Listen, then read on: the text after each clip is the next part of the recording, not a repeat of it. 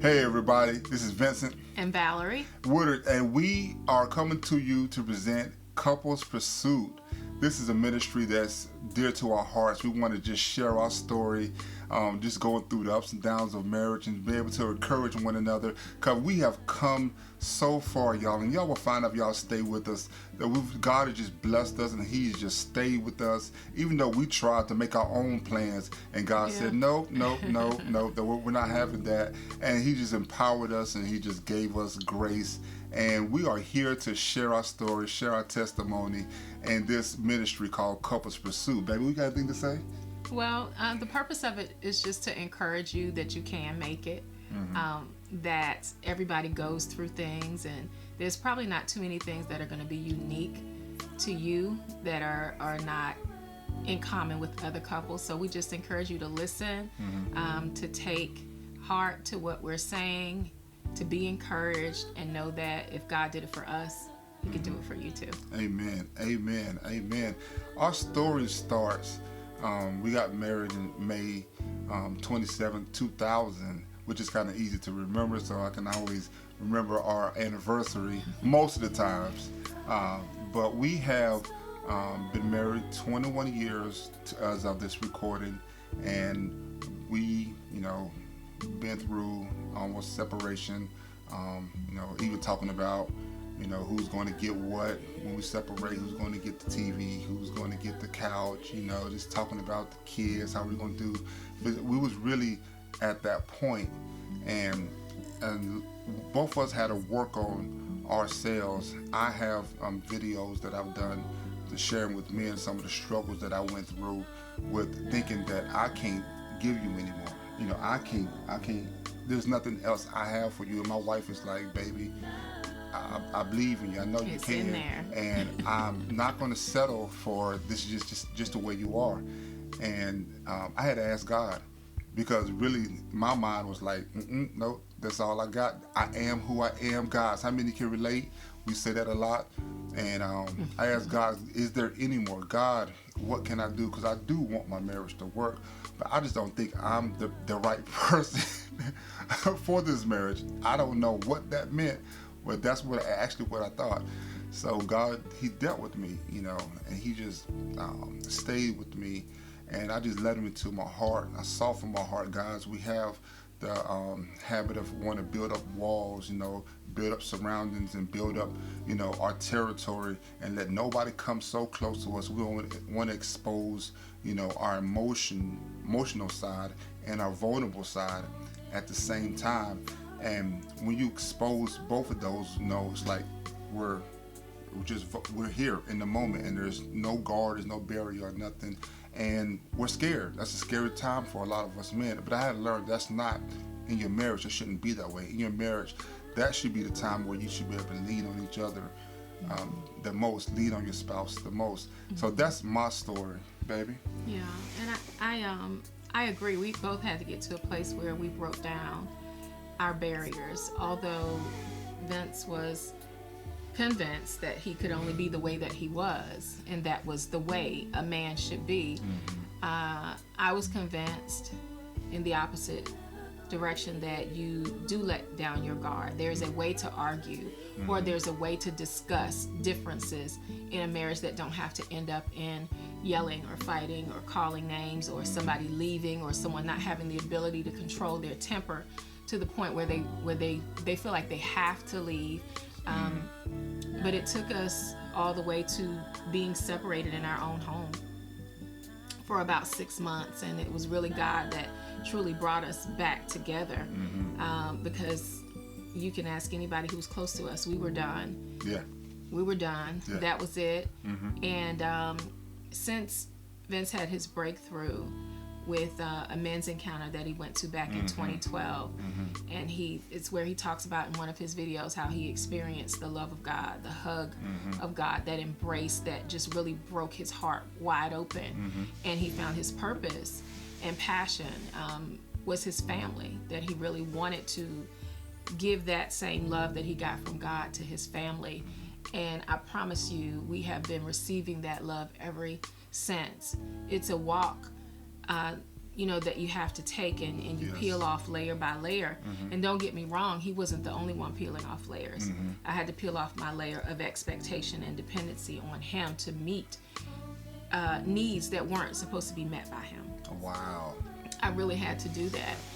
And we learned how to find order in our marriage spiritually, with him being the man in the household, and me being the woman in the household. What does that mean? What roles do we take? And it's not about washing dishes and who cooks, because we do all of that. Yeah. You know, But woman, this we house share ain't them. clean yet. You got my food on the table. I do not. I don't. Okay. So either you're gonna cook or we're going out to eat or something else. I mean, We gonna eat. Okay. we're gonna eat. We're gonna We're eat. gonna eat. But I wanted to talk about the name Couples Pursuit.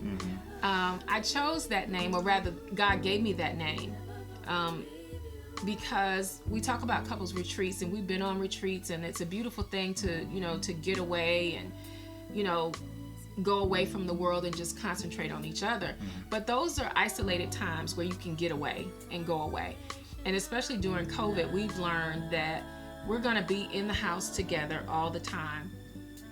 Thank God we got to this point of reconciliation before COVID came, because I don't know if we would have made it. I'm pretty sure some of you people might be going through it right now. But can you imagine being mad but can't leave the house? Yeah, unhappy, and you just got to stay there. It's like, ooh, I wish he would just leave. But nevertheless, because we should learn how to love one another in the 90% of the time, and not the 10% that we get to play and go away. And so rather than retreat, pursuit, daily pursuit. I want, my heart pursues him every single day. And likewise, he doesn't leave the house before he kisses me and says, I love you. That in itself is miraculous, because sometimes when couples argue, you have that little moment of tension where it's like, well, do I say goodbye? Do I not? Do I kiss her? Don't I kiss her? Real I don't talk. feel like it. Real talk. That pride and all those things that can get in the way. And so, that was just squashed. He pursues me every day. We touch each other every day. We kiss one another every day. Several times a day sometimes. It doesn't always end up in, intercourse. And that's okay. Real But when talk. it does, that's even better, right? Hey. It's even better. And the walls are down. When your walls are down, man, I'm going to tell you, if you can... I'm having trouble hearing you. Siri. Man, I'm going to tell you, when you love That's your just like wife... a man wants. I'm having trouble here. I'm having trouble. Say what now? I don't get it. I'm sorry. Okay, we're going to have to cut that part out. All right, so what I'm saying is, man, when you let your walls down and you show your wife true intimacy, which begins with conversation, which begins with listening, which begins with touch that doesn't necessarily result in intercourse. Excuse me. When it begins with true awareness of who she is and how she moves, taking note of those things. These are the things that, for most women, I can't speak for all women, but for most women, these are the things that melt our hearts. These are the things that get us thinking about love. Pay attention, men. I'm listening. These are the things that warm us up, so to speak. Because if the conversation is rough and it's short, it's brief, he's half listening to you, men, you don't understand that when it comes time to be intimate, you've got to work your way into her presence before you have all of her. And if you do that daily, then she's always ready for you. Right? Or listening. Men, we have a habit of listening to answer. Right, You know. anticipating. Yeah, we what just you're like we gonna wait say. for the break. I hear you talking, he's speaking, but I want to answer now instead of just listening to understand. Right. And I had to learn.